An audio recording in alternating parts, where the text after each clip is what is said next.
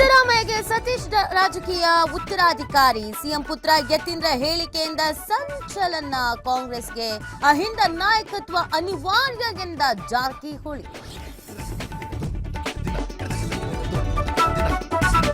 RSS ಬೆನ್ನಲ್ಲೇ 5 ಸಂಘಟನೆಗಳಿಂದ ಅರ್ಜಿ. ಚಿತ್ತಾಪುರದಲ್ಲಿ ಮೆರವಣಿಗೆಗೆ ದಲಿತ ಕುರುಬ ರೈತರಿಂದ ಮನವಿ. ಇಂದು ಕಲಬುರಗಿ ಹೈಕೋರ್ಟ್ನಲ್ಲಿ ವಿಚಾರಣೆ.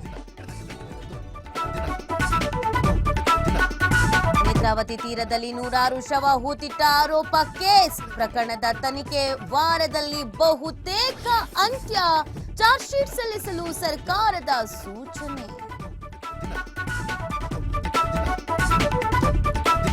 ಫಾರ್ಮ್ ಹೌಸ್ನಲ್ಲಿ ಹೆಣ್ಣು ಭ್ರೂಣಗಳ ಹತ್ಯೆ ದಂಧೆ. ಮೈಸೂರಿನಲ್ಲಿ ಆರೋಗ್ಯ ಇಲಾಖೆ ತಂಡ ದಾಳಿ. ಖಾಸಗಿ ಆಸ್ಪತ್ರೆ ನರ್ಸ್ ಸೇರಿ 4 ಬಂಧನ. ಬಿಹಾರದಲ್ಲಿ ಆರ್ಜೆಡಿ ಒತ್ತಡಕ್ಕೆ ಮಣಿದ ಕಾಂಗ್ರೆಸ್. ವಿಪಕ್ಷಗಳ ಸಿಎಂ ಅಭ್ಯರ್ಥಿಯಾಗಿ ತೇಜಸ್ವಿ ಯಾದವ್ ಆಯ್ಕೆ. ಮುಖೇಶ್ ಸೇರಿ 2 ಡಿಸಿಎಂ ಪಟ್ಟ.